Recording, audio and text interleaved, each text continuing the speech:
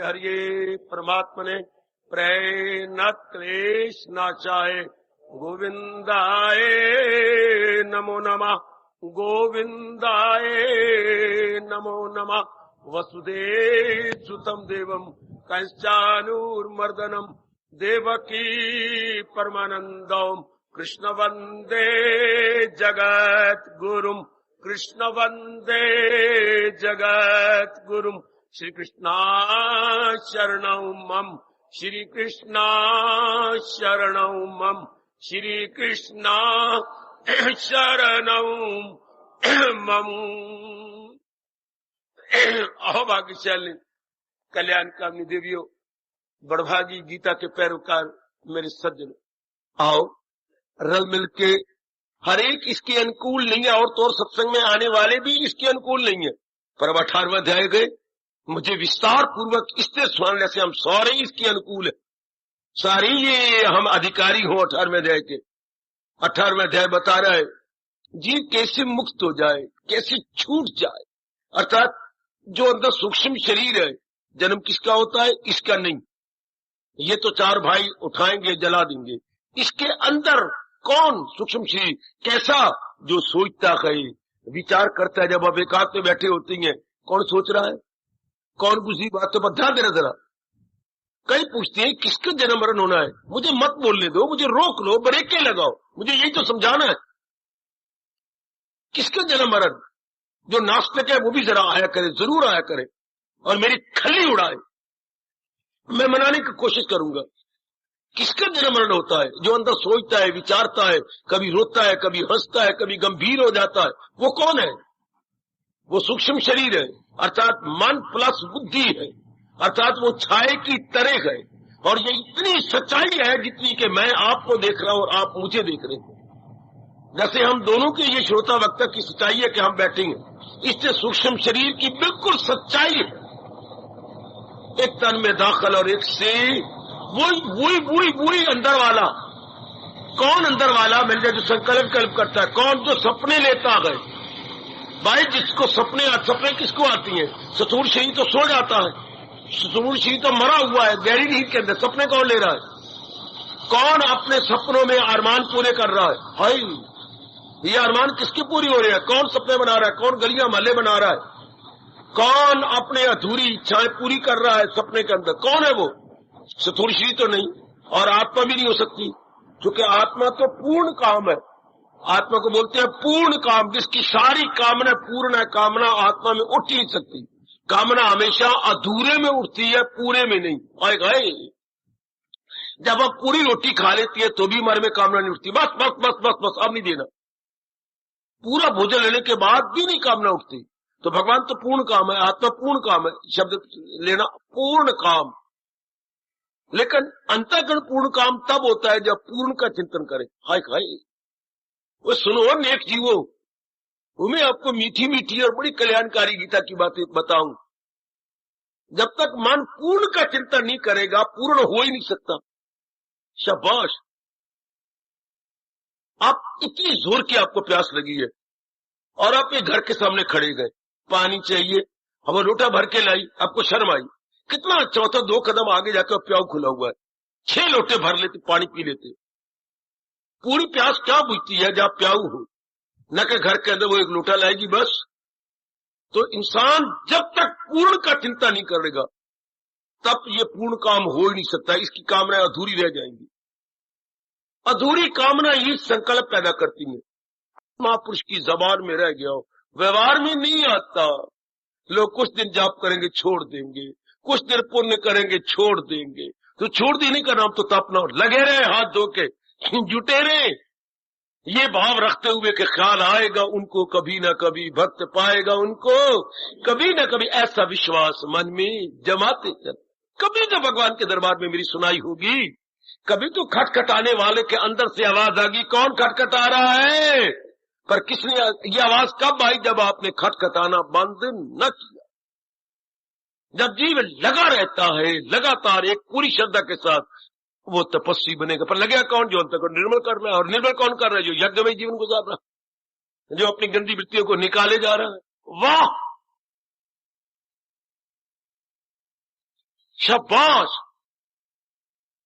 तपस्वी आजकल बहुत थोड़े गए, तपस्वी कहलाने वाले तो बहुत ज्यादा हैं कि लोग मुझे भूखा है नाम की शोहरत का, लोग मुझे तपस्वी कहे।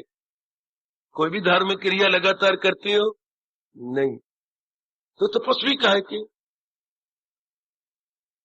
धार्मिक क्रिया कोई लगातार जाप है, लगातार करो, ये भी सत्संग तप है।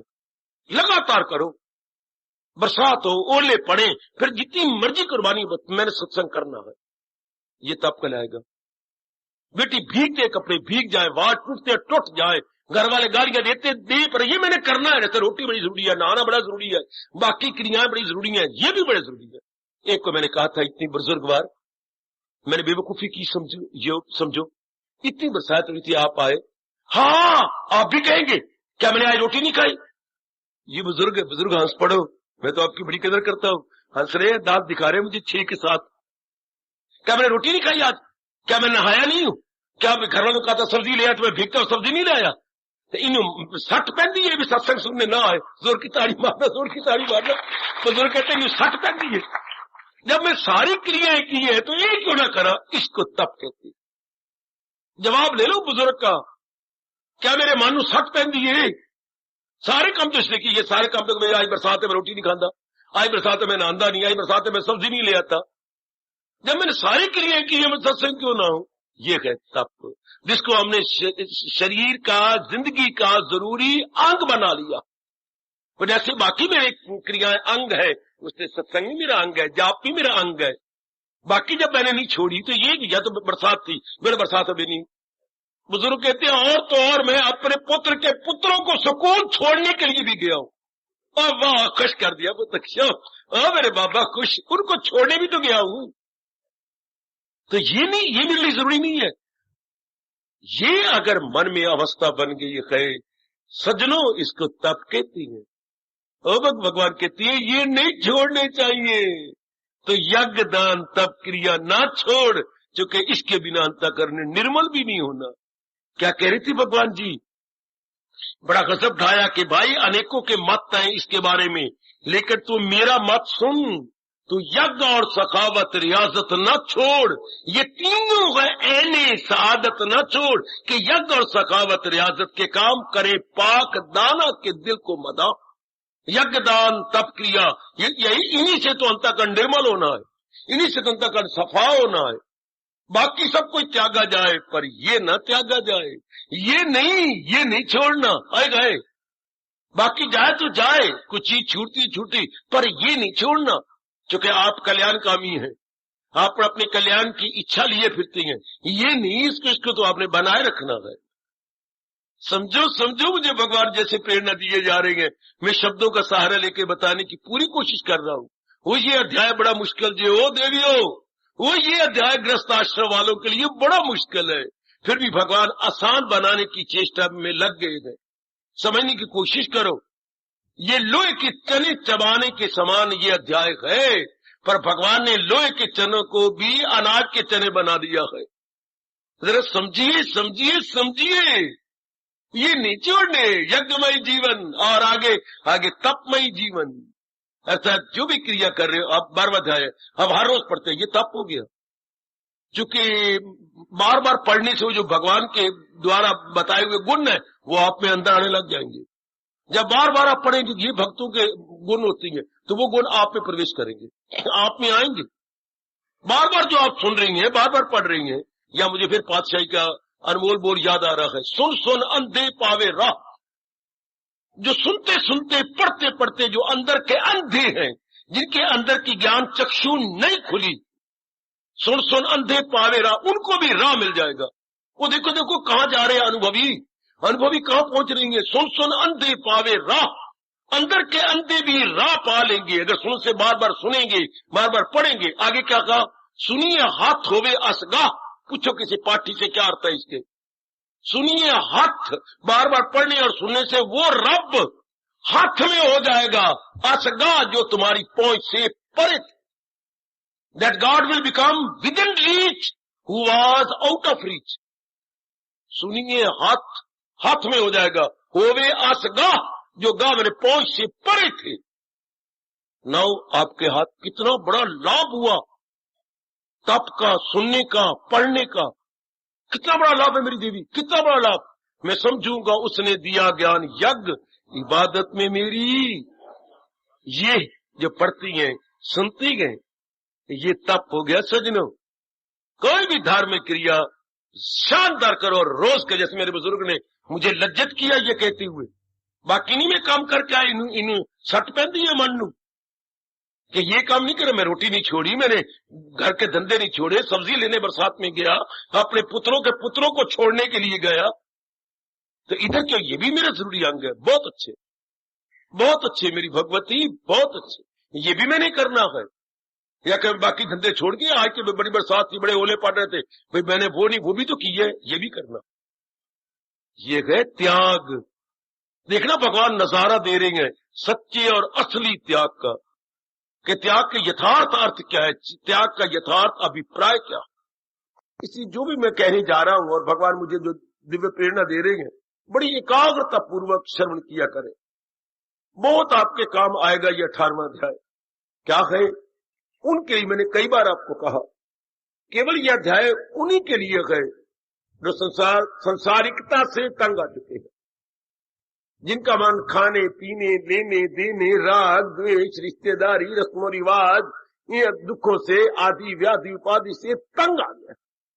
अभी जिनको रस आता है उनके लिए तो यह अध्याय है ही नहीं। यह अध्याय है ही उनके लिए, यही गौर करना के लिए चीन सुख जन्म मौत पीड़ी मर्ज दर्द दुख, उनके लिए जिन्होंने संसार को बहुत पैनी दृष्टि से देखा, बड़ी माइन्यूटली स्टडी की है, और जिनको कड़े और खट्टे तजर्बे भी हुए, संसार के जिन्होंने बहुत थपेड़े खाए,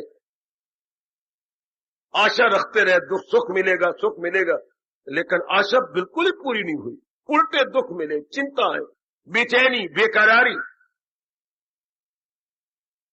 तो आप लोग जो दिलो जान से चाहते मुक्त हो जाओ इस संसारिकता से, वर्ल्डलीनेस से, अपने आप को सदा के लिए निकाल लो, तो 18वां अध्याय भगवान का वरदान है बेटे। फिर उनके लिए बहुत ही कल्याणकारी अध्याय है। एक एक शब्द भगवान का ध्यान से सुनना। तो भगवान ने कहा, जब भी हमको उच्च कोटि की चीज प्राप्त करना चाहते हैं, कुछ त्याग करना पड़ता है। जरा भी आप इच्छा करो मुझे ये मिले, ऐसी नहीं मिलेगी, इसके लिए त्याग करना शुरू कर दो। और फिर एक बात और सुनिएगा, वस्तु जितनी कीमती होगी उतना ज्यादा आपको त्याग करना पड़ेगा। More the valuable more the sacrifice, ये मनोविज्ञान का नियम है। वस्तु जितनी मूल्यवान होगी आपको त्याग भी उतना ही ज्यादा करना होगा। रोजमर्रा का जीवन साक्षी है, हमें बता रहा है। जो संसार की ओर मन गया और नाना प्रकार के प्राणी पदार्थों की इच्छा करने लगा, तो इससे बड़ा त्याग करना पड़ा। अरे देखो, बहुत ही जुटना पड़ा, लगना पड़ा। न गर्मी देखी, न सर्दी देखी, न मान देखा, न अपमान देखा, न रात की नींद देखी, न भूख देखी, न प्यास देखी, जुट गए, लग गए, वस्तु प्राप्त हो गई, उसको हमने ले लिया। कुछ दिन लगे रहे उसके प्रयोग करने में, निराशा छा गई। क्यों? पूरी तृप्ति नहीं हुई, पूरी तसल्ली नहीं हुई। त्याग। फिर एक दिन आ जाता है कि जिन वस्तुओं को हम आशा भरी दृष्टि से देखते थे, ललचाई नजरों से देखते थे, उनसे मन खट्टा हो गया। क्यों? ये समझते हुए, इस समझने में कितने जन्म लग जाती हैं कि इनसे तृप्ति नहीं हो सकती। सिर्फ इतनी सी बात समझने में कई जन्म लगते हो भगवती, ओ मेरे कल्याणकामी सज्जनों, इतनी सी बात के इन्ना तिलों में अड़िया तेल नहीं, इनसे पूर्ण शांति नहीं हो सकती। कोई पिट मरे तो भी नहीं होगी। क्यों? क्योंकि संसारी प्राणी पदार्थ अपूर्ण है, इनकम्प्लीट है, अपने आप में संपूर्ण नहीं है। बस इतनी सी बात के लिए जन्म पर जन्म लेके, जन्म पर जन्म लेके, जन्म पर जन्म लेके ज्ञानी जरूर। पहुंच जाए आखिर को मेरे हजूर। एक आग्रह है ना जरा, इसको मेरे भगवान कहते हैं हाँ बड़ा जरूरी है ये। इसको भगवान क्या कहते हैं? यज्ञ, अर्थात कुर्बानी का साकार रूप। ये आप कर रही गए, यज्ञ मैंने कुर्बानी कर रही गए। अब आप वो सब गंदमंद निकालना चाहती हैं, निकल रही है, वरना आपको सत्संग ना अच्छा लगता, भगवान की वाणी ना अच्छी लगती, भगवान का जाप, भगवान का नाम आपको बिल्कुल भी ना अच्छा लगता, जो आपकी बार आपने कमाल कर डाला। लाखों में आपने जाप लिख डाला है भगवान का, भगवान फल देंगे आपको। इतनी उम्मीद भी नहीं थी, जितने उम्मीद से भी ज्यादा, कहीं ज्यादा आपने भगवान का लिखत जाप किया। रस आता है आपको, आपकी देखा देखी बेटों ने किया, देखा देखी बहुओं ने किया है, जो कभी इधर आते नहीं है उन्होंने लिख लिख के आपके हाथों भेजा। इसी तरह होता है, बड़ा आदमी जो बनाए सूर उसे सारी दुनिया करेगी कभी। आपने देखा देखी बहुत कुछ, शाबाश, आपने भवन की कापियों को सफल कर दिया। इसी तरह रस आया ना, अब ये रस बढ़ेगा, ये रस और आगे निकलेगा, क्योंकि संसार के रस घटते ही गए। ओए होए, संसार के रसों को कंज्यूमर बन के कंज्यूम करे तो घटते जाएंगे, भगवान के रस को अगर ले तो दिन ब दिन बढ़ता जाता। कितनी कमाल की बात है, सरस्वती के भंडार की बड़ी अपूर्व बात। जो जो खर्चे त्यों तू बढ़े, बिन खर्चे घट जा। ज्ञान को जो जो आप प्रयोग में लाएंगे, दूसरों को बताएंगे, ज्ञान और बढ़ेगा। बाकी संसारी धन को जो जो आप खर्चेंगे तू घटता चला जाएगा, और ये ज्ञान और बढ़ेगा, जाप और बढ़ेगा, भजन और बढ़ेगा, सिमरन और बढ़ेगा, भगवान का ये रस और बढ़ता है। ये बांटने से बढ़ता गए और संसार का धन बांटने से घटता है। बड़ी विलक्षण बात है ये ज्ञान की। तो आइएगा इस बात को जान लें कि यदि मैं पूर्ण पेन अपना कल्याण करके रहना चाहती हूं, कल्याण करके जाना है, तो मुझे यज्ञमय जीवन गुजारना होगा। अर्थात मुझे ये जान लेना होगा कि अवांछनीय संस्कार क्या है, अवांछनीय वृत्तियां क्या है। अवांछनीय मीन्स अनवांटेड, जिनको मुझे नहीं चाहना था, जिनकी मुझे उम्मीद नहीं करनी थी, और मैंने वो अपने मन में रख ली, अब उसको निकाल देना होगा।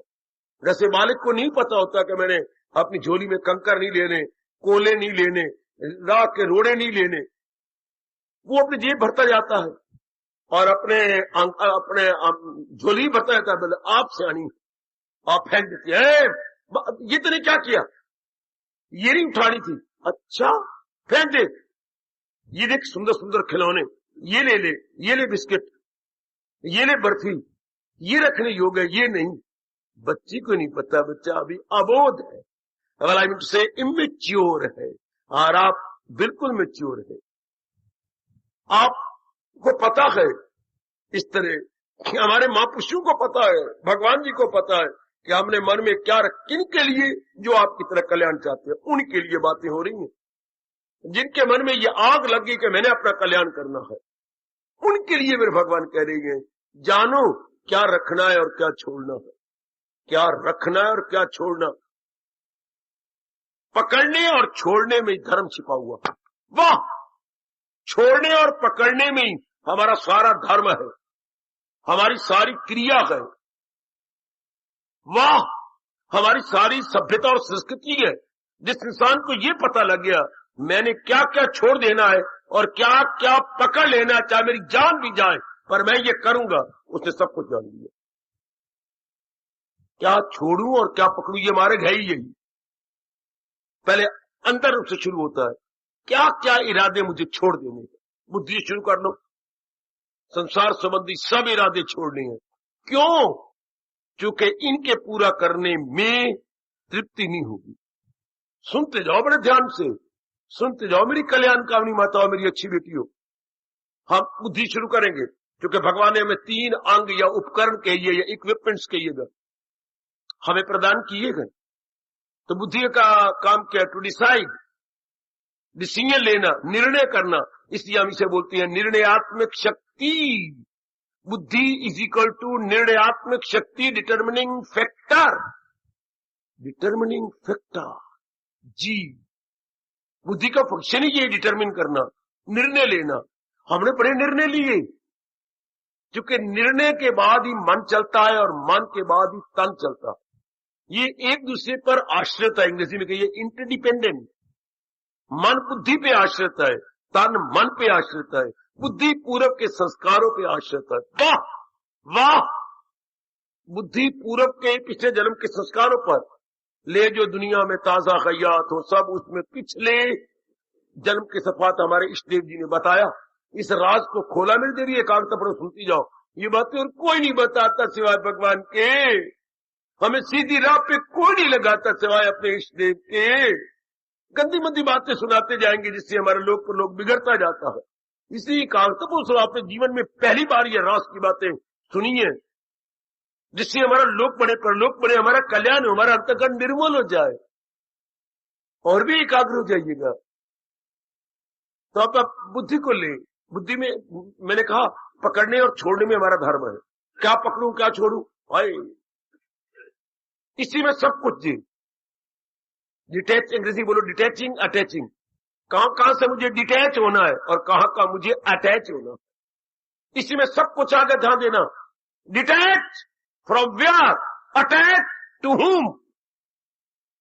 अगर ये जान लिया, बहुत कुछ जान लिया, सब कुछ जान लिया। मैंने कहां से अपने मन को बचाना है, समझो। मैंने कहां अपने मन को लगाना है, समझो। फिर जब ये समझ आ जाती है कि इन से मुझे अपने आप को हटाना है, फिर सवाल उठता है कैसे हटाऊं। कई जन्म तो लग गई इन्हीं में रहते सहते, इन्हीं का संपर्क करते करते करते, इनसे कैसे हटाऊं। इसलिए गीता का विस्तार हो गया। अच्छा, जो महाराज जी कह रहे हैं कि इन में लगाओ, इनमें लगने का तो स्वभाव नहीं, कैसे लगाऊं, गीता का विस्तार हो गया। गंदी वृत्तियों से कैसी छुड़ाऊं, गंदे संपर्क से कैसी छुड़ाऊं, तो भगवान साधन बताएंगे। और जो अच्छे अच्छे गुण, अच्छी अच्छी बातें, अच्छे अच्छे साधन है, उनमें अपने आप को कैसे लगाऊं, क्योंकि हम तो उसके अभ्यस्त या हैबिचुअल नहीं है। तो भगवान आपको विस्तार बता देंगे, भगवान आपको बताएंगे। इससे गीता को मानते हैं दो धारी तलवार। गीता दो धारी तलवार का काम करती है। दो धारी तलवार शायद मेरी कई माताओं बच्चों को पता ही ना हो। आंखों के सामने जरा तलवार रखिए। हाँ, तलवार मारने वाले के हाथ में, घातक के हाथ में यूं होती है जैसे मैंने अपनी भुजा उठाई। हाँ, उसके अगला हिस्से में धार होती है जो काटती है, पिछले हिस्से में कुछ नहीं होती, मोटा लोहा लगा होता। लेकिन एक दो धारी तलवार भी होती है जिसमें दोनों सिरों पर धारें बनी होती हैं। वो फिर यूं नहीं रखता, वो फिर यूं रख करके दोनों तरफ से काटता जाता। मतलब दोनों तरफ से घिर जाए, इधर भी फौजें खड़ी हो, इधर भी दुश्मन खड़े हो, तो दोनों को यूं करता जाएगा, यूं यूं यूं यूं, इधर भी कट, इधर भी कट, इधर भी कट, इधर भी कट। ये दो धारी तलवार। दो धारी तलवार, धारें दोनों तरफ है। शार्पनेस, धार को बोलो इंग्लिश में sharpness, sharpness to both sides. दोनों तरफ दो धारी तलवार बोल बच्चे, तो दोनों तरफ के खड़े हुए दुश्मनों को मारता जाएगा। तो गीता दो धारी तलवार है। पुराने गंदे आदत, गंदे संस्कार, गंदे विचारों को कैसे काटा जाए, हाँ, और नए विचारों के लिए कैसी राह बनाई जाए। वाह, how to prepare and how to get rid of, how to prepare and how to get rid of. कैसे अपने आप को बचाया जाए, ध्यान देना जरा उन गंदी वृत्तियों से जो हम, अब मैं लेता हूं इरादे, जो हमने इरादे नहीं करनी थी, अज्ञानता में कर लिए। काम का, क्रोध का, मुंह का, लोभ का, पत्नी का, पति का, और गंदी मंदी आदतें, खाने पीने का, गंदे गंदे व्यवहार का, झूठ का, मकर का, प्रयोग का, चोरी का, यारी का, ये इरादे नहीं करने थे, किए और सजाएं पाई। अच्छी तरह हम रोए, रातों की नींद भी हराम हुई। हमारा कड़ा तजर्बा हमारे साथ है। और सवाल उठता है इनसे कैसे छूटे। ये अब भगवान बताएंगे इनसे कैसे निकल जाएं ये। और अब क्या इरादा रखें, यानी इनको निकाल के क्या इरादा रखें। ये किसान भी ऐसे ही करता है। इसको किसान मार्ग भी कहा गया, किसान का स्वभाव कहा गया, कृषक स्वभाव। कृषक क्या करता है, पहले हल चलाता है। अब खेत के अंदर खुद रहो कई चीजें हो गई हैं, खुद रहो बच्चे अपने आप उग जाते, बीज नहीं डाला जाता, कई प्रकार के घास उग जाती है, कंडियारी उग जाती है खेतों के अंदर। हाँ, अब उसे निकालना है, हाथ चलाएगा और निकालता जाएगा। हाँ, हाथ चला के निकालेगा, उससे परिवार सारा आ जाता है। वो सारी चीजें निकाल निकाल के पर ढेर लगा देते हैं, आग लगा देती है, ताकि हवा चलती बार फिर ना कहीं खेत में वो अनवांटेड घास फूस आ जाए। वो आग लगा देंगे सारे गंद को। ठीक, अब खेत तैयार होगा, अब उसमें खाद डालेंगे, फिर हर एक में कर देंगे खाद और मिट्टी को। उसके बाद अच्छी फॉर्म का बीज रोपण किया जाएगा, उसे बीज डाला जाएगा। भगवान भी ऐसा कर रहे हैं। विवेक और वैराग के हल से हमारी पुरानी आदत, पुराने जज्बात, पुराने ख्यालात, पुराने वाक्यात, पुराने हमारा मेल मिलाप सारा खत्म करते हैं। है वैराग और मश्क में ये दिला जा, वो में कुंती दिला। वैराग और विवेक के हल से निकालते जा रहे हैं अनवांटेड, और अब बुद्धि में रखें, गंदे मंदे इरादे जितने भी थे, अब बुद्धि में रखें क्या, कर सच्चे दिल से प्रश्न। अब ये पक्का इरादा करना है कि जितनी मेरी आयु रह गई, 1 दिन है या 100 दिन है, मैंने भगवान की भक्ति कमाई। सारे इरादे निकल जाते, केवल एक इरादा। जैसे जंगल में एक ही शेर रहता है, अनेक शेर नहीं। अनेक क्या क्या भेड़िए तो रह सकती हैं एक जंगल में, अनेक पशु रह सकती हैं, लेकिन अनेक शेर नहीं रह सकते।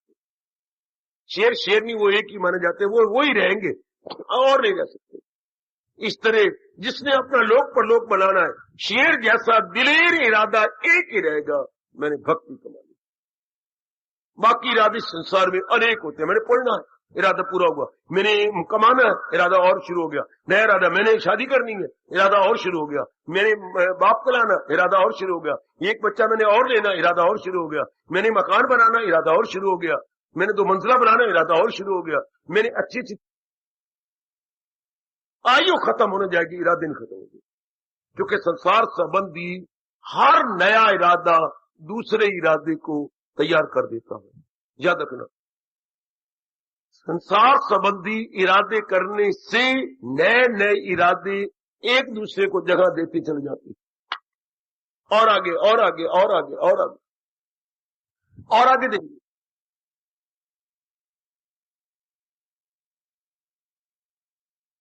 बड़े नाट्य चाहती है, क्या उनका रुपया काफी लगाएगी। देखो ना, मेरी छोटी बहन बीमार रहती है, हमको चुस की दवाई दुई दिया करे, अच्छा बेचारा करेगा। प्रबला कबला पति, हाँ, रनु रोजे सत्रैन जो होती हैं, जो हैंड पैक्ड हस्बैंड है। अच्छा, फिर कभी कहेंगे मेरी माँ बीमार है, हाँ चलो ना माँ को पूछने चलिए, गए, देखो ना माँ के बाद दूध की कमी फलाने तो कुछ हम दे ही कर, धीरे करके आप अनेकों की सेवा करवाएंगे। आप बड़ी चलाक होशियार है ना। कभी भाई बीमार है, कोई भरजाई बीमार है, कोई माँ बीमार है, कोई छोटी बहन बीमार है, आप छोटी बहन की शादी है, कुछ उसको दहेज में आपका शेयर बनता है, आप भी दो, कुछ और करो।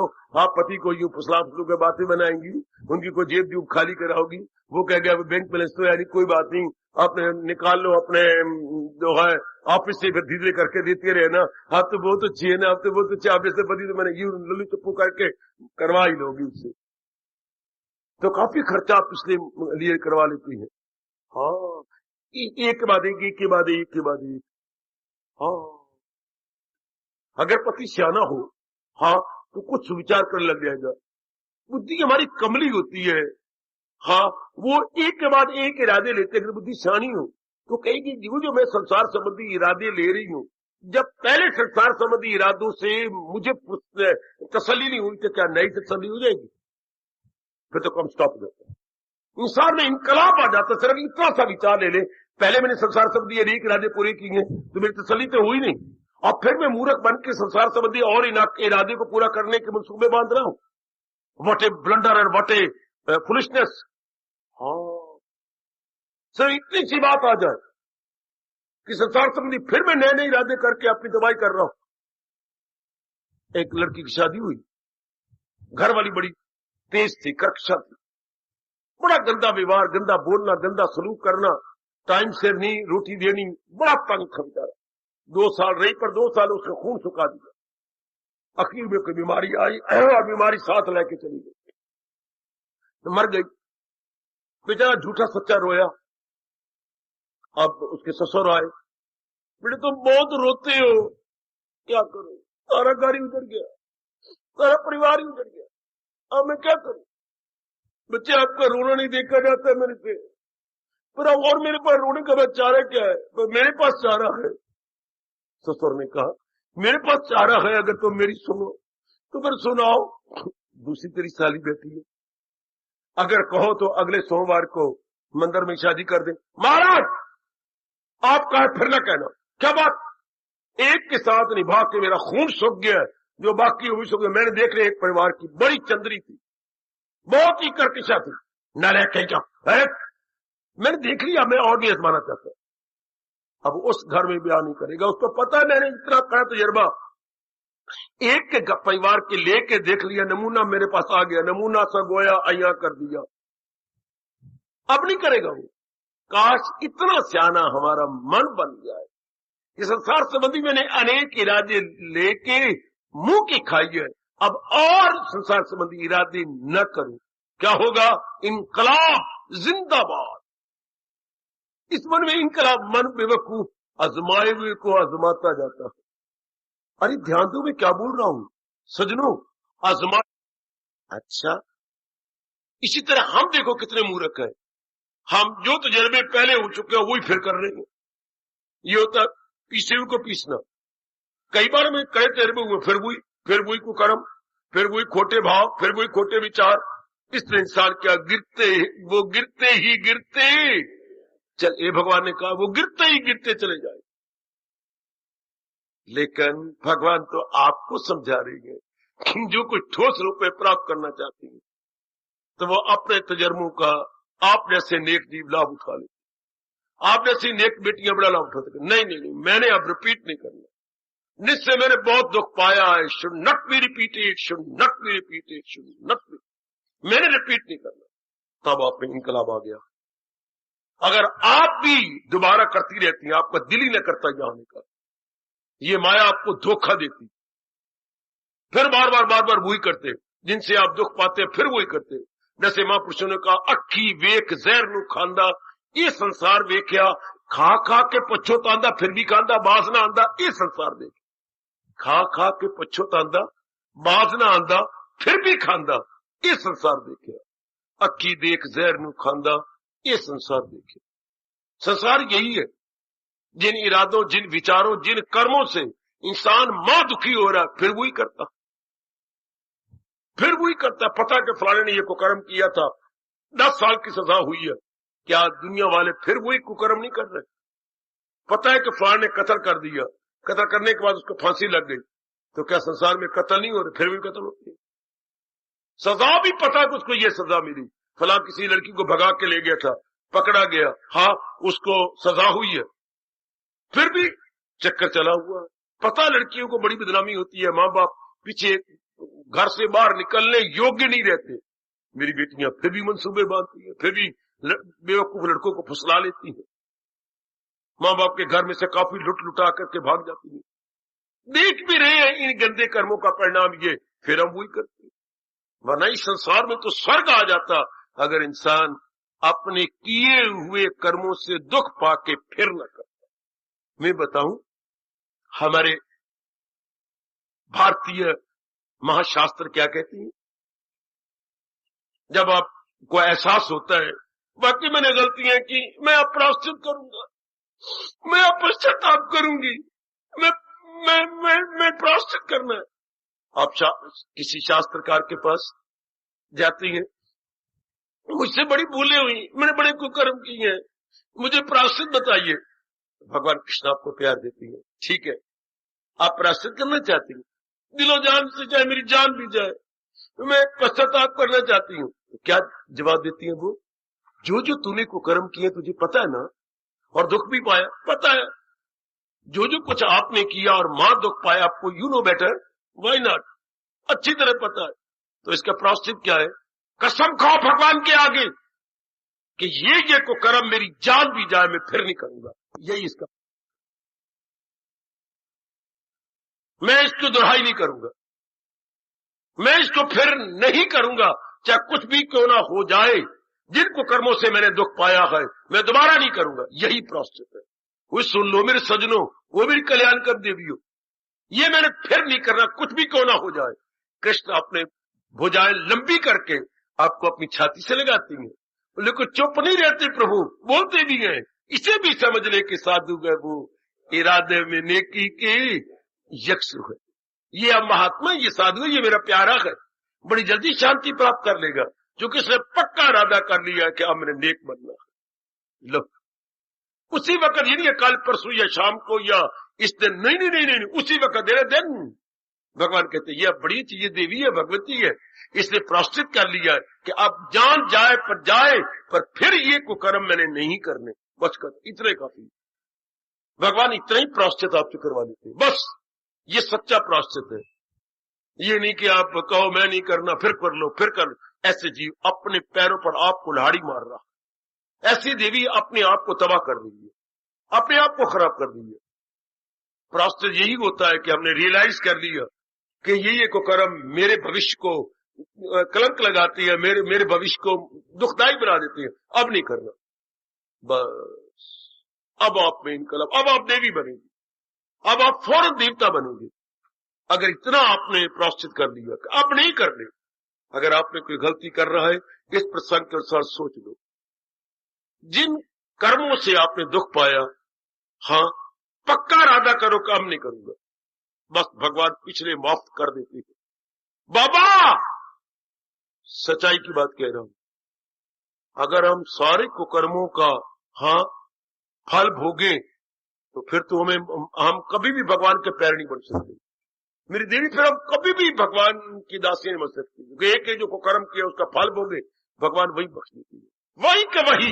जब आपने पक्का डाला कर लिया, खत्म, वही खत्म। जैसे बच्चे पर डायलेक्ट था, बाप का रुपया बर्बाद करता रहा, बदनाम करता रहा, हाँ 9-10 साल बहुत दुख पाया, एक दिन आधी रात को आकर फूट फूट के रोया अपनी पत्नी से, मैंने बहुत कुछ किया, मैंने बड़े धक्के खाए, मैंने बड़ा दलील हुआ, बड़ा खराब हुआ, 2 साल जेल भुगत के आ रहा हूं, पिताजी मुझे ले लो। पिता कहते मैं जो कुछ तेरे पीछे किया है सब पर मिट्टी डालता हूं और बाप के नाते से छाती से लगाता हूं, अब मैं बहुत नेक बनूंगा, बहुत अच्छा बनूंगा। आप मुझे एक बार आपने 4-5-6 बार आजमाया, मैंने आपको धोखा दिया, अब एक बार फिर आजमा लो। हाय वो बेटा बहुत अच्छा बन गया, बाप का राइट हैंड बन गया, बाप बड़ा खुशरोज उसका मस्तक चूम लेता, पिता बेटा अब तुम बहुत अच्छे हो, माँ रोज ही प्यार करती है, मेरे पुत्र अब तुम बहुत अच्छे हो, जी करके बोलना, मीठा व्यवहार करना, आप पिताजी का काम संभालना, वो बहुत अच्छे हो मेरे बेटे। ये होता है इरादा फिर ना करना। बड़े बड़े यही तो भगवान ने कहा है, कोई आदमी गर्चे बद, यह प्रायश्चित, यह इनकलाब, यह जिंदाबाद, यह क्रांति, यह रेवोल्यूशन, क्या कोई आदमी गर्चे बदकार कहे मगर मेरा, आगे क्या बोलूं, दिल, बेटे दिल से, वाणी से नहीं, बत्ती दांतों से नहीं, कंठ से नहीं। इस बात को देखो जरा, सम्यक विवस्थिता से इसका शब्द आता है, जिसने अंदरूनी मन से, जिसे हम कहेंगे शुद्ध अंतःकरण से, from the core of the heart, अंग्रेजी में और कोई शब्द नहीं, from the core of the heart, सिर्फ हार्ट से नहीं, फ्रॉम द कोर, अंतःकरण से, अंतस्थल से, लो अपनी राशि में शब्द है अंतस्थल, मन के भी, मन जहां खड़ा उसके भी निचले हिस्से से, हाय जहां पर आप खड़ी जाओ तो आपने किस पर खड़ी, धरती, तो जब पर खड़ी हो उस धरती के नीचे की कसम खा क्या बोलती है, हाय खाई जिस पे मेरे चरण टिके हुए है, मैं उस धरती की कसम खाती हूं, शरीर से परे होगी। आप कहते हैं हम धरती की, जिस पर ऐसे कसम खाई जाती थी, जिस धरती पर मेरे पैर टिकी हैं उस धरती की मैं कसम खाता हूं। है शाबाश, पहले कचहरियों में ये कसमें दिलवाई जाती थी, तो ये तो कसम बड़ी कमाल की हो गई, शाबाश।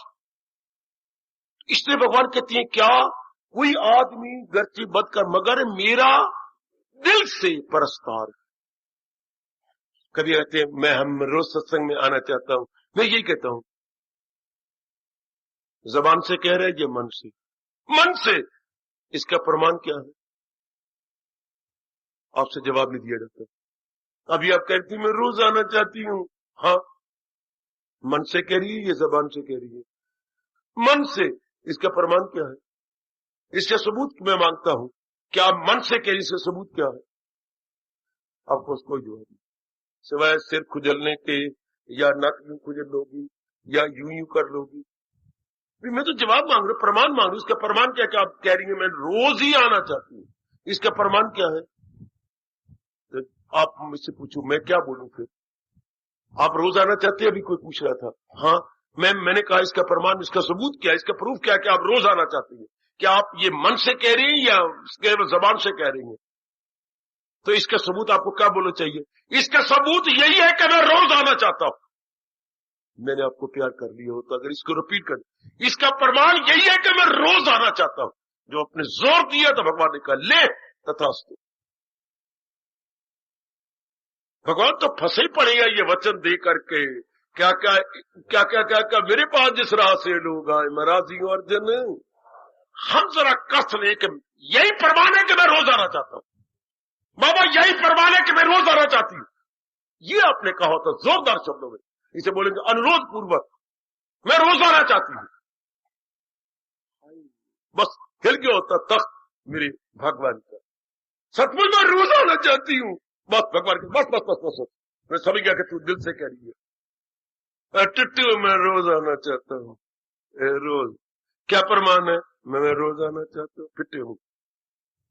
ये कि अरे जोरदार कहो, सचमुच मैं रोज ही आना चाहती हूं। हाँ, ये प्रमाण है उसका कि आपने अनुरोध पूर्वक कहा, अनुरोध पूर्वक, इंसिस्ट करते हुए। You insisted. और भगवान इसे भी समझने के साथ इरादे में नेकी की यक्ष हुआ। अब वो नेक बनना चाहता है, बन गया। कोई 10 दिन थोड़ी लगती है जो पक्के इरादे करने वाले। ये प्रोसेस है। फिर बुद्धि में जितने कुछ हमने पहले किया खत्म, जो भी हमने किया फिर भगवान बख्श देती है।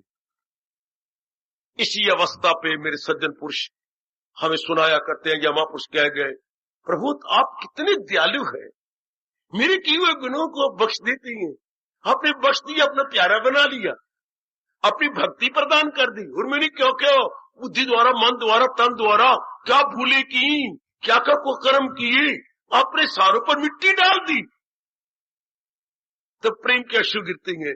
ये देखा मैं अपने ताई तो कुछ नहीं हो मेरे पल्ले। इस अवस्था पे ये हृदय के उद्गार हैं। ये देखा मैं अपने ताई तो कुछ नहीं हो मेरे पल्ले, और ये देखा मैं बख्शिश तेरी तो दाता बल्ले बल्ले बल्ले बल्ले बल्ले बल्ले बल्ले। अगर मैं तेरी बख्शिश को देखती, तेरी कृपा को देखती तो कमाल, और अपने गुनाहों को देखता हूं तो लानत आती, शर्म आती है, लानत। और आपने बख्शिश करके मुझे तार दिया, आपने गुनाहों को बख्श जाते, दोबारा ना करो। शराबी के शराब का बस, इसके बाद नहीं। आज कोई मंदिर में अपनी बीड़ियां बूढ़ियां दिया सुनाई डब्बी उठा कर बाबा आज के बाद नहीं, अब चुप गया। अभी आज की घटना, सवेरे कोई 9 बजे, सिर्फ मैंने इतना ही कहा कोई तेरे में गलती भी है? हाँ, नशे छोड़ दिए। सच कह रहा है? नहीं, बीड़ी का नशा नहीं छोड़ा। वो कहां है? जेब में है मेरे। जेब में है? हाँ। तो फिर तू कहता है मुझे आगे बढ़ाओ इस मार्ग में। कैसे बढ़ाऊं जब बीड़ी तेरी जेब में? या तो बीड़ी को पकड़ ला या मुझे पकड़ ला। ना बाबा, आ बीड़ी थे, आ दिया सलाई थे, आ सारे पड़ेंगे, आ ला। ठीक है मेरे बेटे, अब तू बढ़ चलेगा। अभी आज की घटना, आज तक पड़ा था, मुझे तो बता मैं कैसे अपना कल्याण करूंगा। ये नहीं, ये मैं पी के मर गया। शपा, इस ऐसे इरादे के पीछे भगवान की शक्ति आ जाती है। आहा आहा आहा। तो देखिए ना, बुद्धि में क्या हुआ, पुराने इरादे सारे खत्म। अब एक इरादा रह गया, केवल आपकी भक्ति कमानी। तो बुद्धि का क्या हो गया? Overhauling of the intellect. बुद्धि की ओवरहॉलिंग हो गई। बुद्धि का अमूल चूल परिवर्तन, अपना राष्ट्रवाद शब्द है, अमूल चूल परिवर्तन, बिल्कुल तब्दील होगी। सिर्फ एक इरादा रख लिया। ये परमात्मा का इरादा एक हो सकता है, संसार के इरादे का मैंने एक इरादा नहीं कर सकते आप।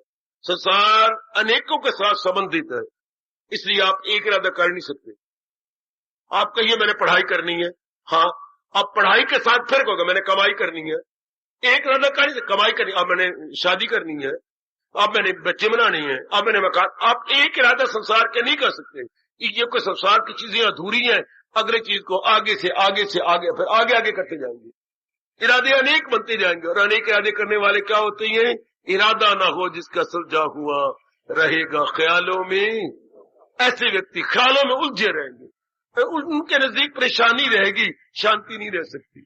सुना मेरी देवी, मेरे बेचैनी रहेगी, क्योंकि अनेक इरादे के बाद मन उलझ जाएगा, सुलझेगा नहीं, उलझ जाएगा। क्या करूं क्या न करूं, ये बीमारी लग जाएगी, बड़ी बुरी बीमारी है। क्या करूं क्या न, दुविधा में रहना। आप जानते हैं जो दुविधा में रहती है, दुविधा मतलब क्या करूं क्या न करूं, ये करूं तो ये हानि होती है, अगर ये वो ना करूं तो फिर ये हानि होती है, अब मैं कहां जाऊं, बड़ा धर्म संकट आ गया है। ये करता हूं तो यूं होता है, अगर ये नहीं करता तो फिर ये होता है, तो मैं जाऊं मरूं तो कहां मरूं, ये दुविधा होगी मेरे बच्चे। ये नहीं करती तो ये हानि होती है, पर अगर करती हो तो फिर ये हालत हो जाती है। एक बच्चे बोलते हैं धर्म संकट, अब क्या करूं मैं, क्या बनाऊं। मेरे पति देव कहते हैं ससुराल नहीं जाना। हाँ, ससुराल नहीं जाती तो माँ बाप बहन भाई सारों से जाती हूँ तो ये कहते मैं तुझे घर नहीं दाखिल होने देना। इसे बोला धर्म संकट, ना रह बने और ना जाए बने, तो मैं क्या करूं, धर्म संकट। इधर पति नाराज होती हैं, उधर मेरा मन घटता है, कलेजा मुंह को आता है, माँ बाप से मैं कटती हूँ, मैं नहीं छोड़ती माँ बाप अपने बहन भाइयों को, और ये कहती मैं तुझे बसाऊंगी नहीं, मैं क्या करूं, क्या बनाऊं। ऐसी लड़की जरूर ससुराल को छोड़ जाएगी। क्यों? पिछला खून ठाठे मारता, वो खिंच के ले जाएगा माँ बाप के घर। वो जो मन के अंदर सेल्स है पुराने खून के, वो खींचते हैं बुरी तरह। तो मेरी देवियों, ऐसे जीवों में दुविधा रहती है और बेचैन बेकरार रहती है। आप जैसे जिनमें इनकलाब आ जाता है, प्रौस्थित कर लेती हैं, एक ही इरादा, अब तो इन्हें भगवान की भक्ति खिलाई, सब इरादे गए। आप अपने कर्म करेंगे, जो मिल गया ठीक है, कोई इरादा नहीं, लख दे दे कख दे दे दाता, वो ठीक है, जो मेरी पत्नी ठीक है, मेरे पति देव भी ठीक है, मेरे बच्चे भी ठीक है, मेरे मकान किराया ठीक है, कोई नया इरादा नहीं, भगवान दे रहा होगा, देते रहेंगे, मेरी कोई इच्छा नहीं है। अब तो मैंने अपना समय अपने भगवान की भक्ति में, भगवान के सिमरन में, भगवान के जाप में लगाना है। That's all, this is the only work to be executed, and no other work and no other decision, no other decision, this is the only. भगवान बड़े प्रसन्न होंगे। तो मांगा के दामन में, ये इसी को बोलते हैं, तू माम एकम शरणम, केवल एक मेरी शरण ले। पहले हमने अनेकों की शरण ली, अनेक, अब शब्द का लगाया एक, अनेक छोड़ एक पकड़। पहले अनेकों की शरण ली कि नहीं ली, अब भगवान अनेक से मन तुड़वा के एक की ओर लगाना चाहती है। मेरे सज्जनों, ओ मेरी कल्याण कामनी देवियों, living so many, having one। अब आप कल्याण कर जाए, अब आप गजब उठा देंगे। अब कोई आपके कानों में मधुर मधुर ध्वनि सुना देगा, एक बनो नेक बनो। नेक कौन होगा? जो एक बन रहा है, एक के साथ लग रहा है। और बद कौन बन रहा है? बद किसे कहते हैं? जो अनेक के साथ हो। बद लड़की, बद लड़का, बद आदत, बद विचार, बद इरादे जब अनेक के साथ हो, तो कब नेक कौन बनेगा? जो एक बन रहा है। बड़ा अच्छा किसने कहा, एक बनो नेक बनो। और अगर अनेक के साथ होंगे तो बद हो जाएंगे। हमेशा बुरी लड़की किसको कहते हैं? अनेक के साथ। बुरा लड़का किसे कहते हैं? अनेक के साथ। बुरा आदमी किसे कहती है? लोफर, अनेकों के साथ। जगह जगह इधर के धक्के खाता है, आवारा कुत्तों की तरह। वो सब कहते गंदा है, ये गंदी है, ये गंदा है। और जो एक ही जगह रहे, हाय, हाथी की तरह एक ही किले पर मन मन खाएगा, और कुत्ता दर दर जाके धक्के खाएगा, दुर पिटे मुंह कलाएगा। और हाथी इतना सबर वाला है, एक जगह रहता। भगवान के प्यारे इतने सबर वाले हैं कि बस अपने मालिक के दर को छोड़ दिया। एक यक दिल हो जी में न रखे दुई, लागेबाजी उनकी बुद्धि साफ हो गई। ये हो गया बुद्धि में एक ही रहता। इस तरह बुद्धि में एक रहता, अब मन में सिवाय भगवान का और कोई विचार नहीं आएगा। मन भी पवित्र हो गया। आए जिसके बाप अच्छे उसका परिवार अच्छा, जिसका हेड ऑफ द फैमिली गंदा सारा परिवार ही खराब हो जाएगा, सारा परिवार का नाश हो जाएगा। जिसकी बुद्धि का इरादा बड़ा अच्छा, वह मन के विचार भी अच्छे हो गए। अब बार बार अच्छे विचार उठेंगे। जब मन में विचार अच्छे उठेंगे तो कर्म भी अच्छे होंगे। लो, मन अच्छा तो तन भी अच्छा हो गया। अगर इरादा गंदा तो मन भी गंदा और तन भी गंदा। चूंकि मैंने कई बार आपको कहा है, अकल दुरुस्ती में मन दुरुस्ती और मन दुरुस्ती में तन दुरुस्ती। बताओ, अनेकों को बताओ, अनेकों को समझाओ। ये हिंदुस्तान की राज की बात। Sound intellect has a sound mind and sound mind has a sound body. किसका माइंड साउंड होगा? जिसकी इंटेलेक्ट साउंड है। किसके तन दुरुस्त होगा? जिसका मन दुरुस्त है। अगर मन दुरुस्त नहीं, मन के ख्यालात गंदे हैं, तो तन द्वारा गंदे कर्म होकर सेहत तबाह हो जाएगी। अगर मन में विचार गंदे हैं तो सुख, शांति, आराम और चैन भाग जाएगा। ये कब होता है? जब इरादे हमारी गंदी हो जाती है। इसलिए कहते हैं, मार कटारी मर जाना, पर अपने इरादे को दूषित ना करना। बड़ा जोरदार कहा सज्जनों ने, मार कटारी मर जाना, पर इरादे को गंदा नहीं बनाना, खराब नहीं करना इरादे को। क्योंकि इरादा खराब तो मन भी खराब, मन खराब तो तन खराब। फिर क्या होता है? फिर भगवान ने सजा दी है। क्या होगा? पर ऐसे दरिंदों परिंदों जिनके तीनों खराब हो जाती हैं, उनको भगवान कहते हैं मनुष्य योनि में नहीं आएंगे। वो दरिंदे बनेंगे, परिंदे बनेंगे, चिंदे बनेंगे, वो खूंखार जानवर बनेंगे, वो घास चरने वाले पशु बनेंगे, और वो क्या क्या क्या क्या वो चिड़िया पकड़ने वाले बाघ पक्षी बनेंगे। हर मेरे दरिंदे, परिंदे और चरिंदे। दरिंदे होते खूंखार जानवर, दरिंदे परिंदे होते ये उड़ने वाले बाज बूझ इत्यादि, और चरिंदे होते चरने वाले एनिमल। अच्छा, कितने अच्छे शब्द है, दरिंदे, परिंदे और चरिंदे। इन योनियों में जाएंगे जिनकी बुद्धि के, कौन? जिनकी बुद्धि के इरादे गंदे, जिनके मन के विचार गंदे और जिनके कर्म गंदे, उनको भगवान कहती हैं दोज़ख में उनको डालूंगा मैं। और दोस्त में यानी ऐसे नरक में जाएंगे, धक्के खाते रहेंगे। कामान भगवान त्याग बता रही है, बुद्धि शुरू करो कि जितने संसार संबंधी गंदे इरादे में छोड़ दो और नीचे उतराओ मन में। नाभि से 10 उंगल ऊपर ये मन का स्थान है, बुद्धि का स्थान ये है जहां हम टिक्का लगाते हैं। ये बुद्धि का स्थान सेंटर बनाओ, और ये 2 भ्रुवों के बीच में ये बुद्धि का स्थान, आत्मा का स्थान भी यही है। इसलिए हम भगवान के प्यारे अपने आप को कस के बिठा करके हिलते नहीं है, निगाहें न भटके इधर उधर, गर्दन को हिलाए डुलाए ना वो, और 2 भ्रुवों के बीच में हम अपने ध्यान को लगा के बैठ जाते हैं, भगवान का ध्यान करते हैं। ये स्थान मन का नाभि से पूरे 10 उंगल ऊपर नीचे कर लो, ये नाभि, ये मन का स्थान। विचार जहां उठती है, और बाहर के तन का अंग तो अब देख ही नहीं। तो अंग कैसे साउंड एक्टिविटी करेंगे? जब विचार साउंड हो, और विचार के जब इरादा साउंड हो। तो सारा दारोमदार इंसान का किस पर है? इरादे पर, डिसीजन पर। क्या वो डिसीजन लेता है? इसलिए जो कुछ कोई करता है ना, कोई गंदी बात आपको किसी ने लिखी, जवाई ने लिखी, या किसी सहेली ने या सहेले ने लिखी, या किसी ने लिखी, तो आप क्या लिखती हैं? आप अगर बड़े दानाव है ना, बड़े पढ़े लिखी हैं और बुद्धि आपकी शार्प है, मेधावी है, तो आप इतना ही लिखेंगे, please O my dear reconsider your decision. और क्या लिखोगे सरकार? रिकंसिडर योर, आप डिसीजन ही कहेंगे। प्लीज रिकंसिडर, अपने विचार, अपने इरादे को एक बार फिर सोच लो। जो आपने निर्णय लिया है एक बार फिर सोच लो। बस मैं इतना ही कहता हूं, रिकंसिडर योर डिसीजन। उसके बाद फिर कहते ठीक है, आजा फिर तंगा मत बजंगा, आजा फिर बच्चू। अगर आपने सोच लिया और कहने का मैंने यही करना है, फिर आओ। वरना एक शरीफ आदमी यही कहता है, रिकंसिडर, अपना निर्णय, इस निर्णय पर फिर सोच लो, एक बार फिर सोच लो, ठंडे चित्त होकर फिर सोच लो। क्योंकि निर्णय के बाद ही तो आगे सब कुछ होना है। निर्णय इंसान की इमारत की बुनियाद है। Decision is the foundation stone of life. Decision is the foundation stone of life. इस पे बड़ा जोर देना चाहिए एकांत में बैठकर, चूंकि सबका तो आपके निर्णय पर है। आपने क्या निर्णय लिया है? नी ए भ्रामदी धी कमली रमली, क्या डिसीजन लिया है? सोच, एकांत में बैठ की सोच। रात को जब सारे सो जाए तो बैठ अपने गाल के ऊपर हाथ रख के गंभीरता पूर्वक चिंतन कर, और ये चिंतन कर कि इस डिसीजन का परिणाम क्या होगा, मेरे इस निर्णय का परिणाम क्या होने वाला है।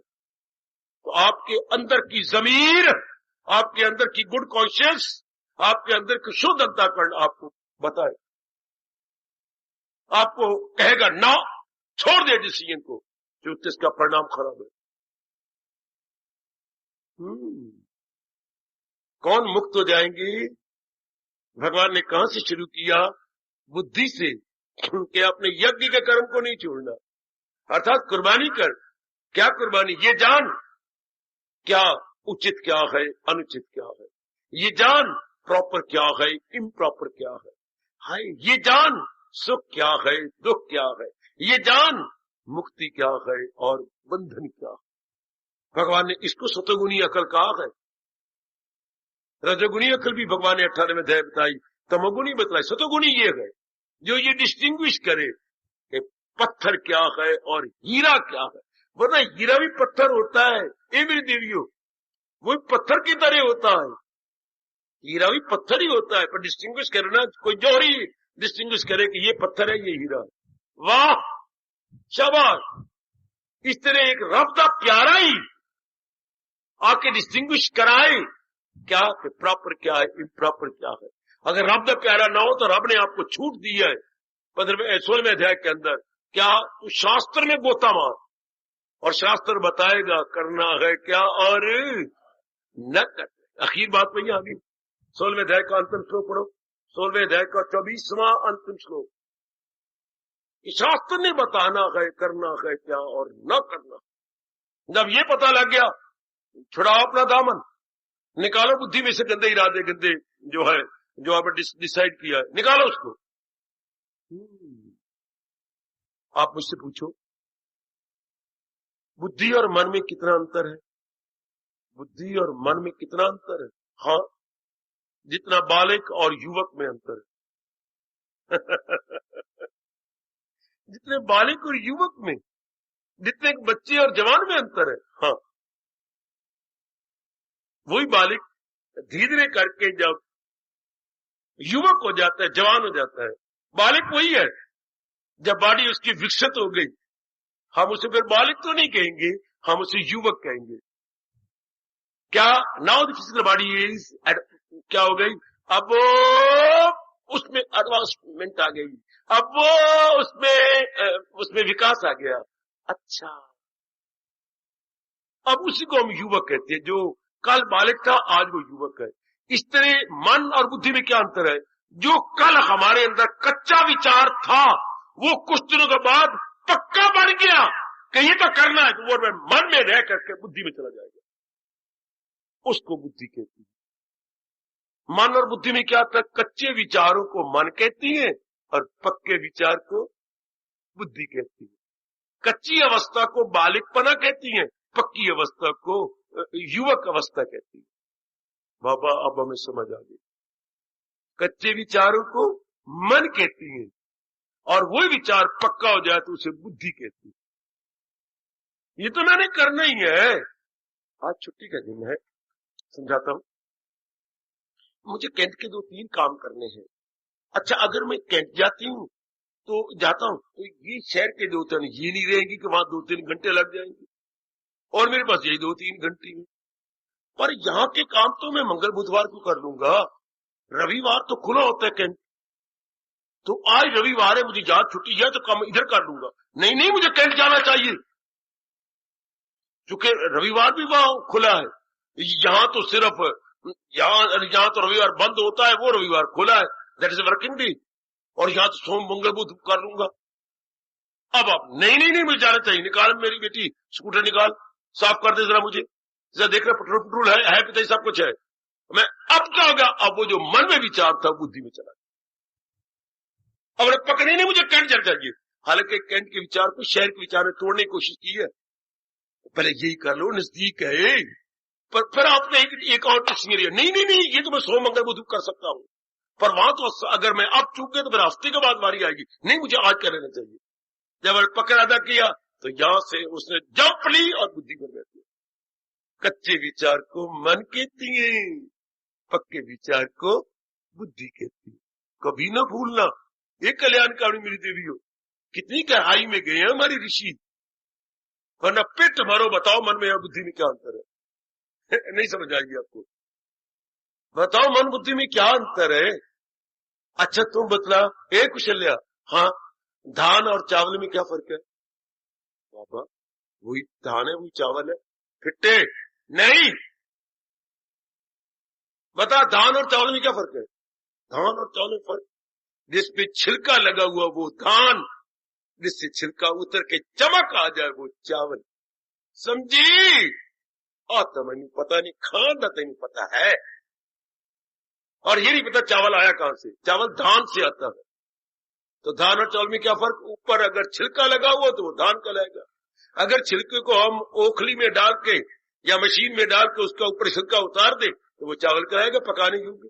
हाय, अगर विचार छिलके वाले हो तो वो मन हो गया, छिलका गया उतर चमक आ गई तो वो बुद्धि होगी। वाह, अब नहीं हम भूलेंगे। वही विचार अगर दृढ़ हो जाए, हाँ उसका स्थान बुद्धि में है, और वही विचार अगर दुविधा में रहे, करूंगा ना करूंगा, ये मन में स्थान रहेगा। मन में क्या होता है? संशय पैदा होते हैं। मन में हम लोग दुविधा में होते हैं, to do and not to do, to do and not to do, living in between. हम इन बिटवीन होते हैं। जब हमारे भाग अच्छे हो, अच्छे दिन आ जाए, तो हम उन विचारों को पक्का, जैसे अब आपने विचार पक्के कर लिया, मैंने ये समय महाराज जी की वाणी सुननी है, मैंने अपने भगवान की वाणी सुननी है, तो ये क्या होगा? ये बुद्धि में होगा, ये मन में नहीं आता। अरे ये पहले मन में था, लेकिन जब आपने पक्का करके नहीं, ये समय तो मेरा सबसे अच्छा भगवान की वाणी सुनने में, मैं अपने बात, अब ये बुद्धि में है, अब ये मन में नहीं उतरेगा। भगवान करे सदा बुद्धि में रहे। ये समय मैंने और कहीं नहीं गुजारना, ये समय मैंने रसोई में नहीं गुजारना, मैंने रोटी में गुजारना, मैंने श्रीमान जी के साथ नहीं गुजारना, मैंने मेरी माँ भी आ रही, श्रीमान दी भी माँ आ जाए, चाहे श्रीमान दी अनेक मेहमान आ जाए, मैंने ये समय तो मैं नहीं। श्रीमान ने 2-3 बार मैं कहा मेरी माँ आई है, मेरा भाई भी आया हुआ है, माँ भाई तो आप संभालो, ये समय तो मैं नहीं, फिर मैं तो फिर कब मचाएगी, मेरे से कोई काम नहीं होगा, मेरे रात नींद नहीं आएगी, मैं ना तो छोड़ देगी ना आप वास्ते तुझा, फिर मैं पिटागी। ये समय मैंने सारा दिन तो मैं आपकी काम करती, सारा दिन मैं मरता हूं, ये कर वो कर, ये समय नहीं, ये समय मेरे भगवान का है। ये विचार क्या होगा? ये मन का विचार नहीं हुआ, ये आपके पक्के इरादे बुद्धि का विचार हुआ, क्योंकि नहीं ये समय तो मैंने देना पा, इसकी बिना जिंदगी कुछ भी नहीं है। जिंदगी बिन बंदगी शर्मिंदगी। हाय अरबा, भला हो जिन्होंने अनुभव करके ये सिद्धांत प्रकट किया। ये सिद्धांत है मेरी भगवती, जिंदगी बिन बंदगी, जिंदगी जिसमें भक्ति नहीं, शर्मिंदगी से भरी हुई है। जिंदगी बिन बंदगी शर्मिंदगी। जैसे बिना शादी के किसी पुरुष के साथ आप घूमती हो, शर्मिंदगी वाली, भले ही आप में शर्म घोट के पी रही हो, पर हिंदुस्तान की नारी के लिए शर्मिंदगी वाली बात है। कुंवारी अवस्था में घूमना फिरना, स्कूटर के पीछे बैठना, आना जाना, हंसना खेलना अच्छा लगता है, शादी के बाद करते तो अच्छा। इसी तरह जिस जिंदगी में हाँ भगवान के साथ शादी नहीं हो रही, वो शर्मिंदगी वाली जिंदगी है। जिंदगी मतलब जीवात्मा, जो जीवात्मा मालिक के संग नहीं मिल रही, शर्मिंदगी से भरी हुई जिंदगी बिन बंदगी शर्मिंदगी, जिंदगी बंदगी मर्दानगी। बड़ा शूरवीर है वो, बड़ी दिलेरनी है, शेरनी है वो, जिसने जिंदगी में भक्ति कमाने का निश्चय कर लिया। हार्दिक धन्यवाद। आशीर्वाद।